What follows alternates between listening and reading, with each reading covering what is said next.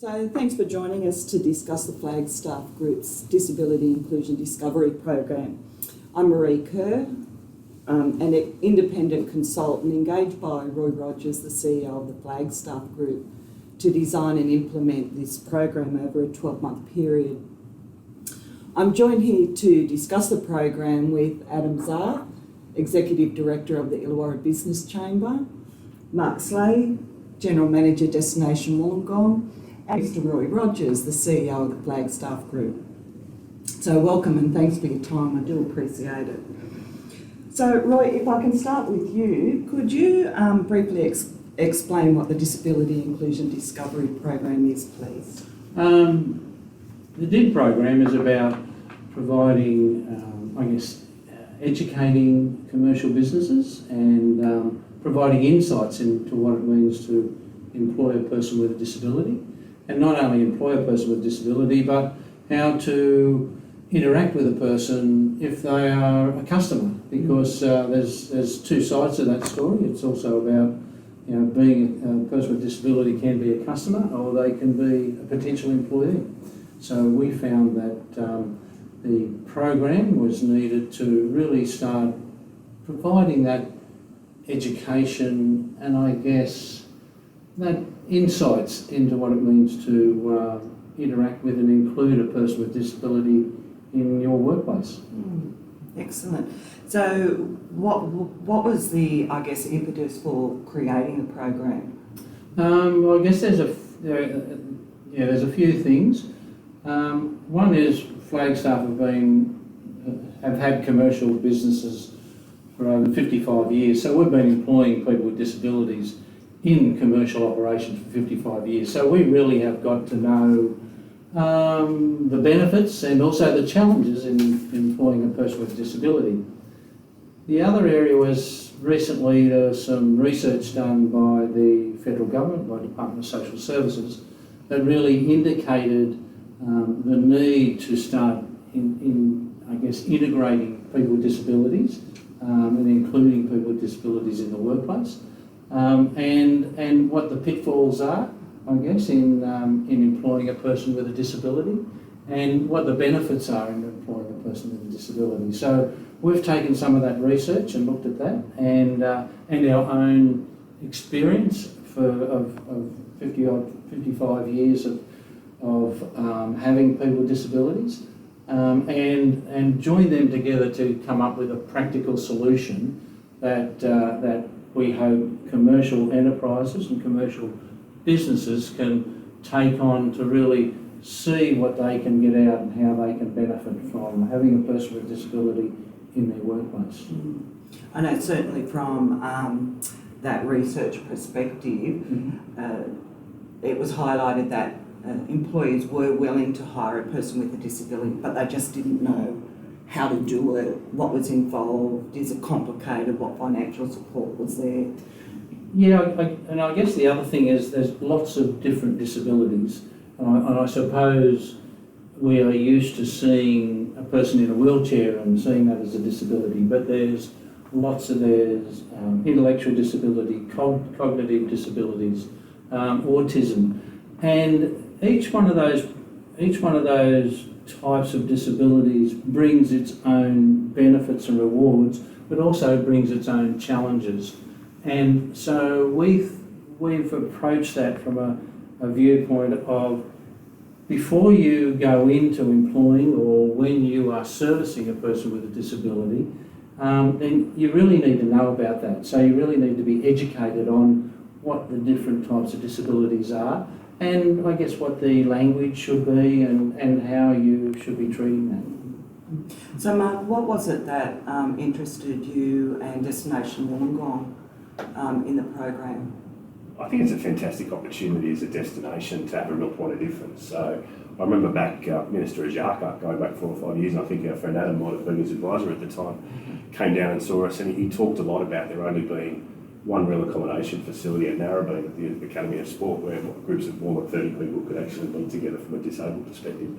From that time, whenever we've spoken with hotel developers, for example, we've always talked a lot about the opportunity to be able to create more of those accessible rooms and that kind of things, to create a real point of difference for the destination. So I think as we come out of COVID, the feedback from our members has certainly been that as many of those unique points of difference that we can create as a destination is really important to being able to create new markets.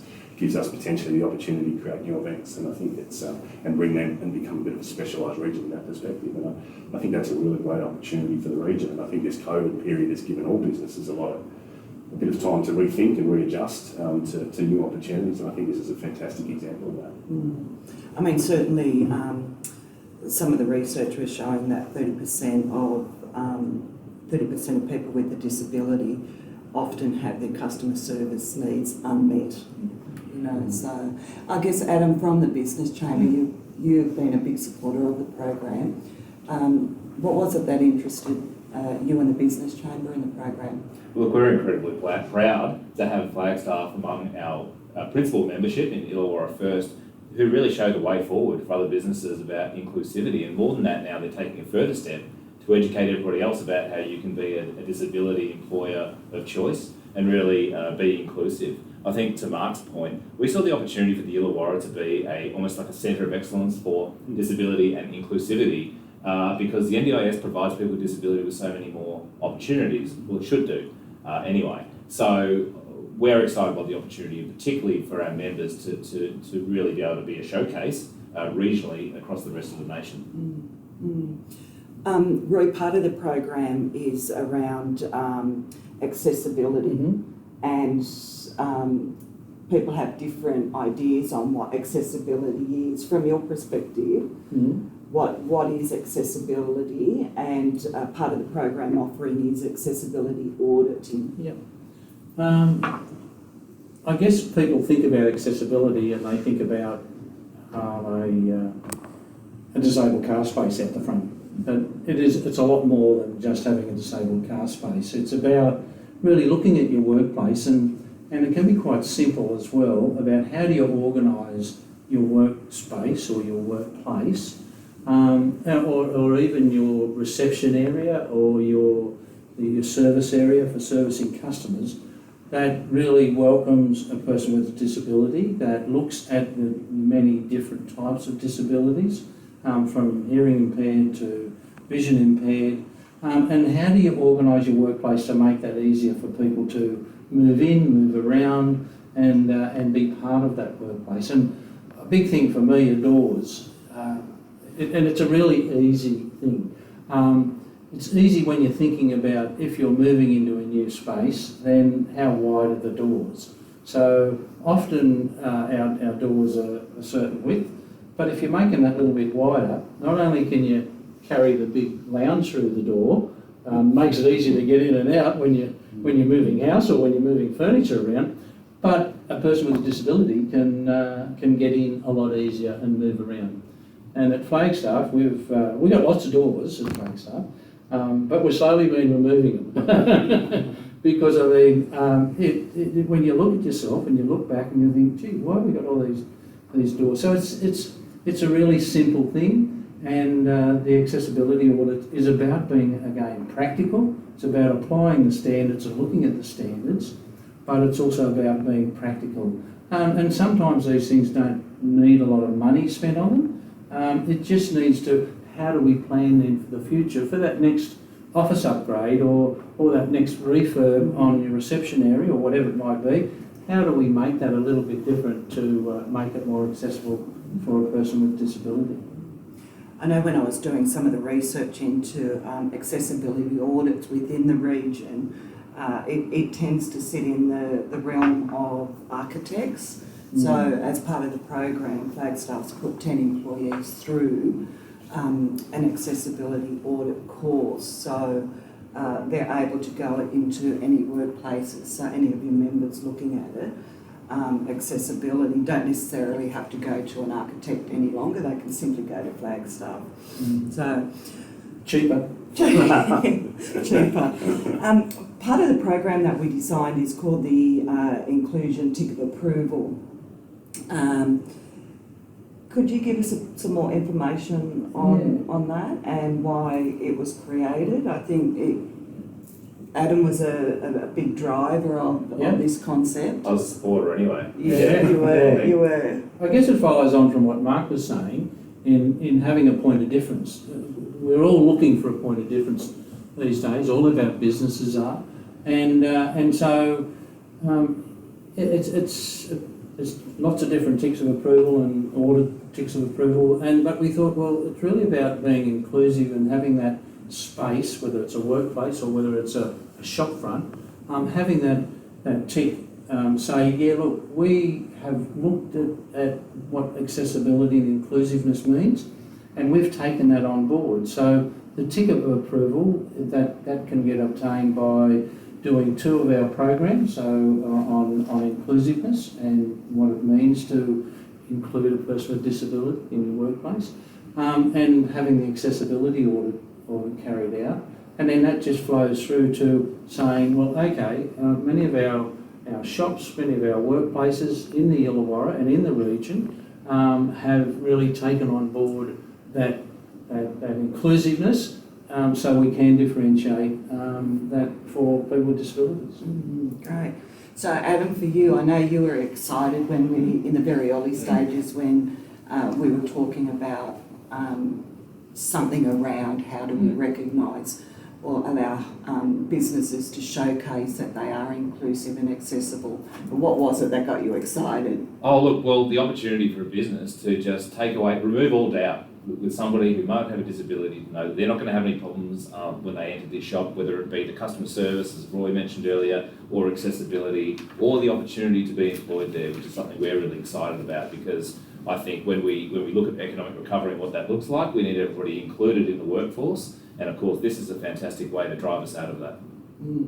Mark, similar for you, or? Absolutely. I think the accreditation side of things is really exciting. I think the opportunity for us to be able to promote Wollongong and the South Coast as an accessible destination and in an accredited fashion through our external marketing, through websites, through our visiting cards, really makes us a destination of choice. And I think, for a disabled person to be able to have confidence that they can come to a destination, have a great experience, not suffer embarrassment, I'd imagine that's something that would be very profound for them, and I think it's a wonderful thing for Wollongong and the South Coast to become known for. Thanks, yeah, I totally agree. One of the successes of the program design has been that it is co-facilitated with a person with a disability. And I think part of the success of that has been particularly around that customer service experiences. So we get, I get the co-facilitator to talk about positive customer service experiences and negative customer service experiences, but what would need to happen for it to turn into a positive experience for them. And we also talk about appropriate etiquette, behaviour and communication. Now, Mark, I'm aware a couple of your members who have already undertaken the modules have given some really great feedback on that co-facilitation. Absolutely. The feedback from our members has been fantastic, to the point that actually you dialed up their involvement in the program. And I think a very large part of that was the facilitation by a disabled person. And I think, again, another differentiation for Wollongong can certainly be customer service. And we know that we've got wonderful people here at Wollongong, which is a point of difference, particularly when you look at Sydney in many respects. But being able to provide and become known for their customer service, I think one of the pieces of feedback from one of our members was the education side was so powerful, and people don't go out of their way to be rude in many respects or not create an environment that's friendly. But just being able to have those conversations and understand the feelings that are coming back means a lot to, particularly our younger people. And so many of our younger people are employed in the tourism, hospitality, retail industries, which are obviously customer facing and where so many of these challenges occur. So this program, being able to provide that level of education and bring those people on the journey with us, I think is, again, an incredibly powerful story for them. Terrific, thank you. I guess that's wrapping up. Final words, please, gentlemen. Adam, we'll start with you. All right. Well, it's over to us then. I think the business community needs to really take this up, get involved in the accreditation, but also go and attend a course, because we really want to see, I guess, broad uptake of this. Because as Mark, I think, pointed out, unless there's a consensus in our community, then we can't put our badge on and say we're an inclusive, disability-friendly community and a marketplace. So really looking forward to seeing that being picked up and supported by the business community. Excellent, thank you, Mark. I think the accreditation for us is just so incredibly powerful, and we've set a goal internally that 80% of our members will be accredited next time we print a visitor guide in spring next year, and it'll be lovely. Wonderful result, I think, for the region to be able to deliver that and work with Flagstaff on delivering a program that will truly change the way that Wollongong, the South Coast, deals with disability. Excellent, 80%. We'll hold you to that. Roy? Look, from me, I think a great customer experience for a person with a disability and employment and employing a person with disability can be life-changing for a person with disability. It brings a different dimension into the workplace. It brings a dimension of patience. It improves morale. We see a friendlier environment start to form in the workplace. But also, if a person gets great customer experience and they understand and they empathise, they have a little bit of knowledge and they understand what it means to interact with that person with a disability, then that can be certainly life-changing. And we find people with disabilities are very loyal, and the little things mean a lot. Well, my last takeout is it's been a beautiful program to pull together. It's been really wonderful to be able to design and then roll out and train the modules. They can be done online. We're getting so much interaction and feedback from the face-to-face, so it can be done either way. For both Adam and Mark, and I'm looking at the wrong one as I call your name. It's for Lisa.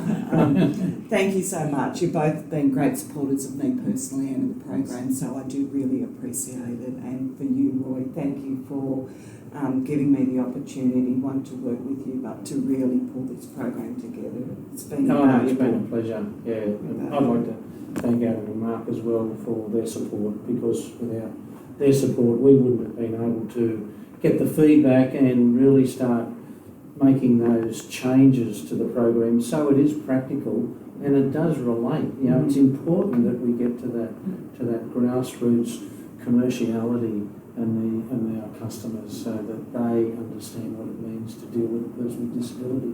So thank you. Thank you. Roy. Thanks, mate. No problem. Thank you.